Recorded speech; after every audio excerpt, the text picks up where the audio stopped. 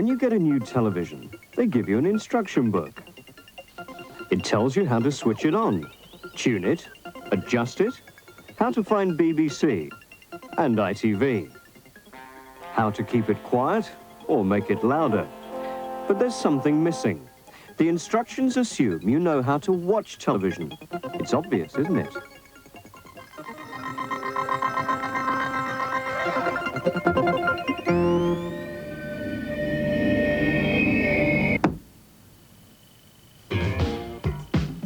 In the summer of 1986, Channel 4 transmitted 3 controversial programs about the police in Britain today. In this program, we look at some of the guidelines, influences and pressures that helped to shape the series. One important influence on both Channel 4 and ITV is the Independent Broadcasting Act, passed by Parliament in 1981. It describes the duties of the Independent Broadcasting Authority, the IBA, which controls commercial television and radio in Britain. One part of the Act, which relates to this program, says that the IBA must make sure that due impartiality is preserved on the part of the persons providing the programs as respects matters of political or industrial controversy or relating to current public policy. One way the IBA does this is by publishing a book of guidelines. It would be too harsh to say that it's the IBA's job to keep programme makers in line. I think that the provisions of the Broadcasting Act actually are a very valuable protection for programme makers because they give them the guarantee that they will not be subject to the whims of a proprietor or a particular editor.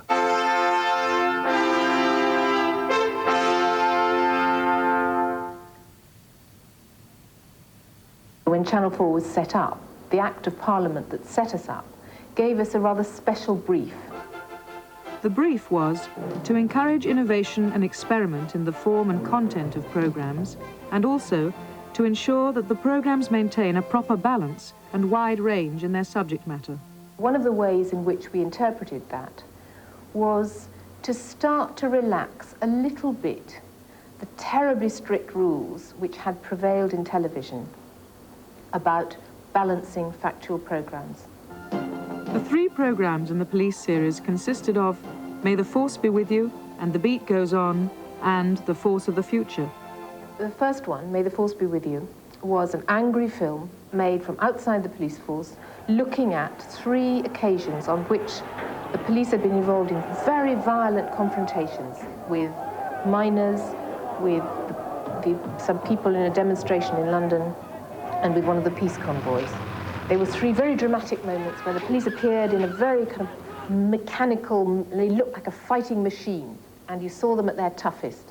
The second one saw the role of the police from, as it were, the other end of the telescope.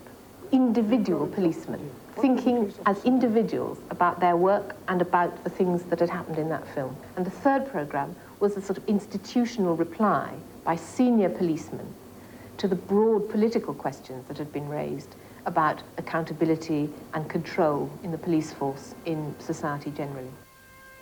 May the Force Be With You was seen as controversial for both its content and its style.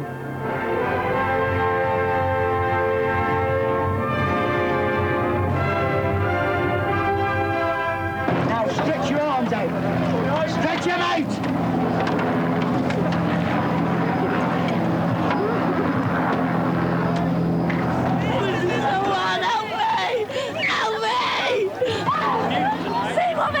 To us!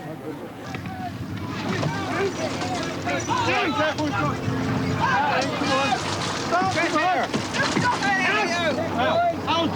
All right! Stop! We have Stop! babies in here, very small babies!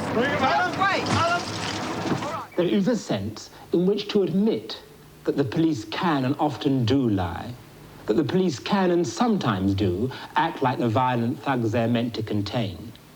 To recognise that the police themselves occasionally do have sticky fingers, like the villains they're meant to bring to justice. To articulate what is, after all, only a reality, is to express uncomfortable facts that leave us feeling very vulnerable. For if you can't trust the police, who can you trust? And what is there to fall back on? Perhaps we need to face up to the fact that one should no more trust policemen than politicians, A healthy scepticism is essential if both are to maintain, rather than undermine, the freedom and liberty which both politicians and policemen claim to be concerned to uphold. The whole thing started, as far as I was concerned, when Bob Long, the director of May the Force Be With You, put in a proposal to us, which at that point was called, I think, 16 Parkview Road, which was going to be a programme primarily about the events of around the Southall, part of what eventually appeared in May the Force Be With You, but it was just going to be limited to that.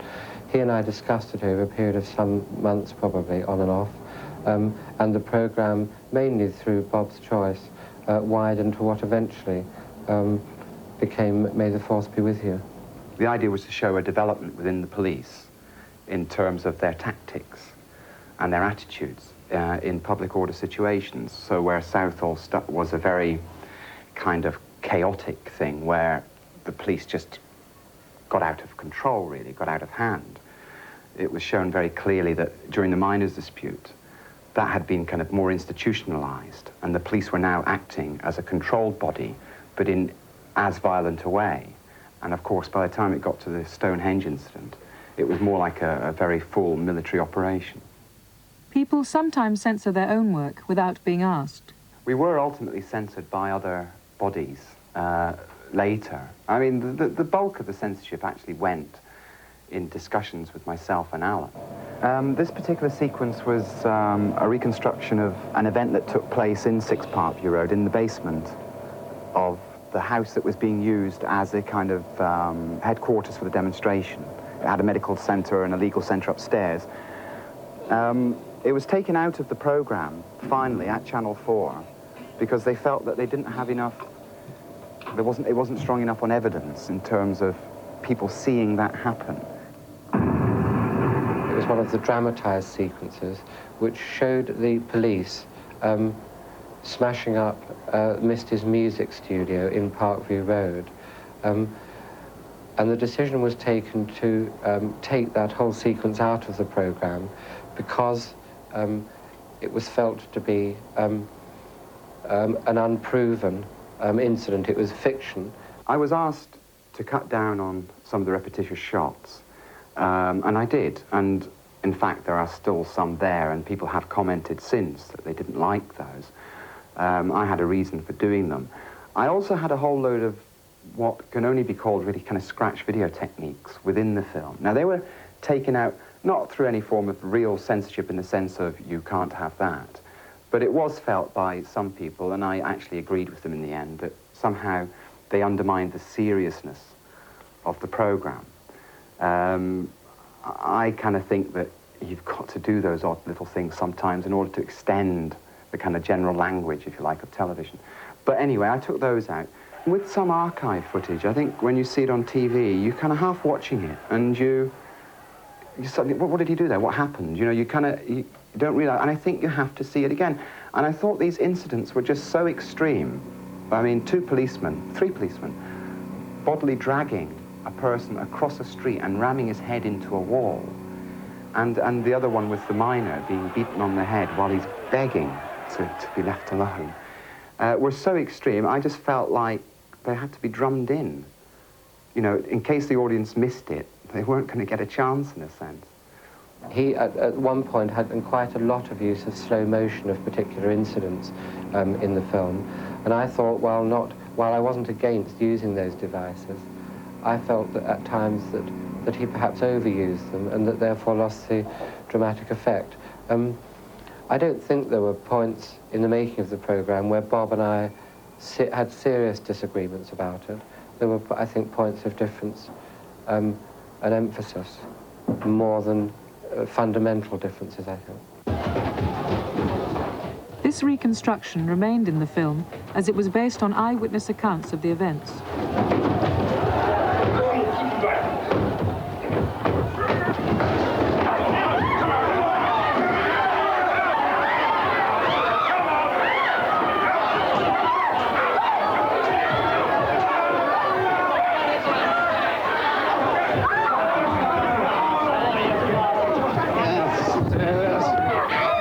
didn't like the reconstructions of police behaviour in programme 1, and most of them were in fact removed. I think Channel 4 also didn't like some, at least, of the reconstructions. And the reason we didn't like the reconstructions was because we felt it actually detracted from what the programme was trying to say. So here we had a programme which was very strong and very one-sided. So Alan Fountain, the commissioning editor, and I discussed what other programmes we might prepare at the same time as his programme, May the Force Be With You, to see to it that over a period of a few weeks, the police had an opportunity of commenting on the matter, and the audience, the television audience, had a chance to see more than one point of view on this question. And it was at that point that I then met with Carol Sala, who made And the Beat Goes On, and discussed with her. And I think she went off and thought about the idea. We spent some more time together, and out of that came an outline for the programme And the Beat Goes On. I saw Bob's programme, and so much of what it said was so irrefutably true. You can't argue with the kind of footage that he had showing incredible cases of violence and brutality from the police. And I wasn't prepared to attempt to argue with it. Only last week, here on Channel 4, there was a long programme of swinging attack on alleged brutality shown by the police in recent years. Yet throughout it all, 120,000 officers, men and women, carry on the job. In this programme, we meet just 5 of them. We look at their lives and work, find out what kind of person is a police officer. And I thought, well, maybe the other way of so-called balancing it is to make a programme where only the police speak, with the exception of a reporter who is prodding them, who's asking questions, who's steering them through it. Only the police will speak in our programme. And that was how it began, and that, in the end, really is what we got. WPC Nicola Pope is in the Vice Squad. Her beat is London's notorious Soho district, with its bustling street market and wall-to-wall sex clubs. Sometimes programme makers are prevented from including material that they'd like. The difference between the cooperation that we had from the Metropolitan Police and from the 2 other areas that we were dealing with was quite staggering. Given that everybody knew the brief for this programme, and everybody knew that it was just in their own words and that they could say what they wanted to do, we were never allowed to speak to them alone, ever. Something that you very quickly become accustomed to. So do you feel as if you really know the people and the clientele? I think I know more of them, but you only see what you're allowed to see, and you get to know the people who are actually working in the clubs. You don't get to know the people who are in the background. Even when Nicola Pope was being interviewed out here, she looks as though she's just sitting having a casual chat. It's a little hard to believe that her minders were never less than 2 feet from her, and at one point during this interview actually forced us to stop tape. This gentleman walking through here in grey is the superintendent. You see, he doesn't leave her side. He's walking into the shop with her. When I objected to this constant monitoring and constant presence, I said, look, we are trying to get to these people as people. The answer was always, they've got nothing to be ashamed of, they've got nothing to hide, our presence will not intimidate them. That's absolute nonsense.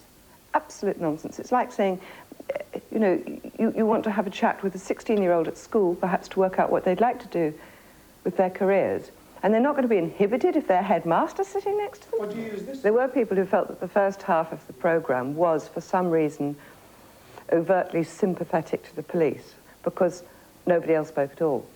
And that the second half of the programme, somehow that we took an editorial stance and were working against them because the interviewer was asking them direct questions and introducing topics for debate. How do you feel when you read about an incident that's happened hundreds of miles away from where you work? For example, the Holloway Road incident, where it was alleged that police jumped out of a van and beat up a handful of youths. What's your reaction? I want to know more. I want to be able to take all the facts in and then weigh them myself. So I would look for perhaps more detail, more information initially about any particular incident. Do you all start off from a position of disbelief that those officers couldn't have done anything wrong? Nicola? I certainly do when I read something like that.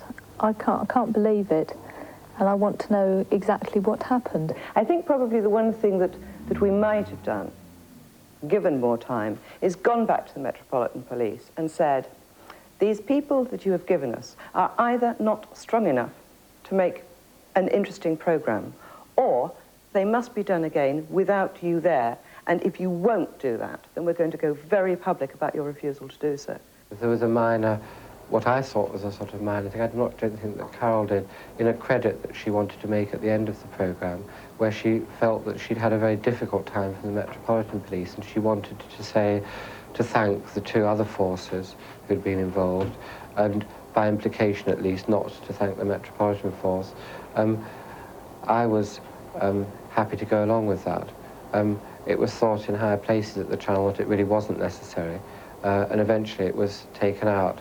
I didn't see programme 2 until just before transmission.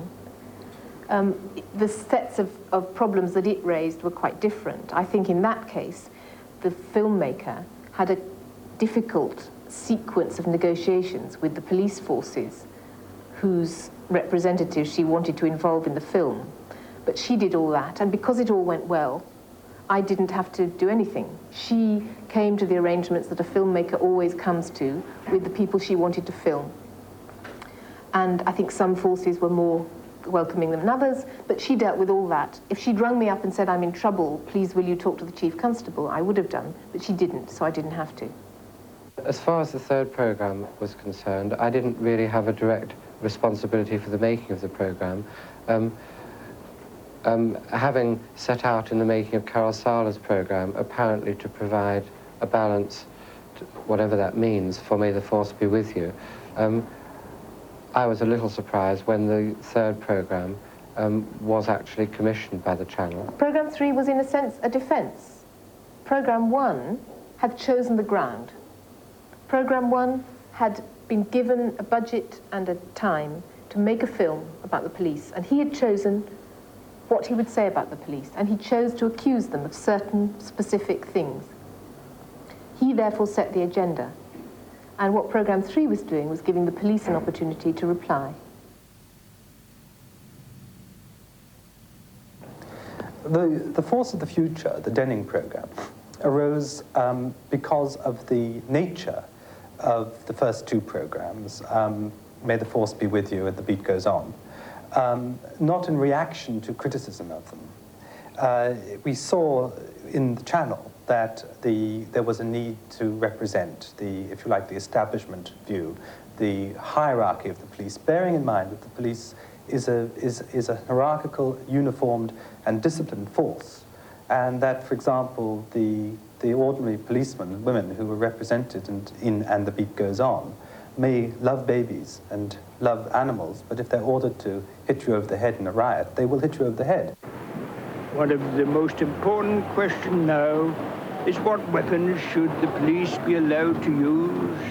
By tradition, the police go unarmed. For the purpose of riots, they have riot shields and truncheons and sometimes horses.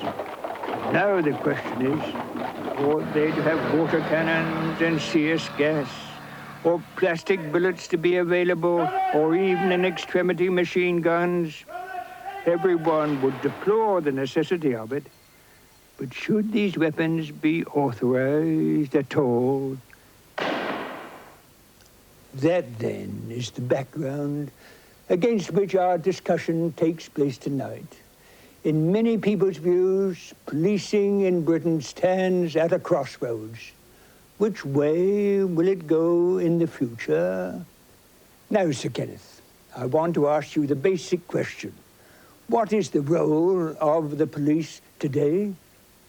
I think, Lord Denning, the role today is what it has always been, to prevent and detect crime, to protect life and property, to preserve the peace, to be a guardian and friend to the law-abiding public. I wanted to find a producer, and it seemed to me that the obvious person to approach to see if he would be interested in doing this was Hilary Lawson, who is expert in in programs of this nature, and is a very thorough producer, somebody who is interested in establishing fact, not merely in representing opinion.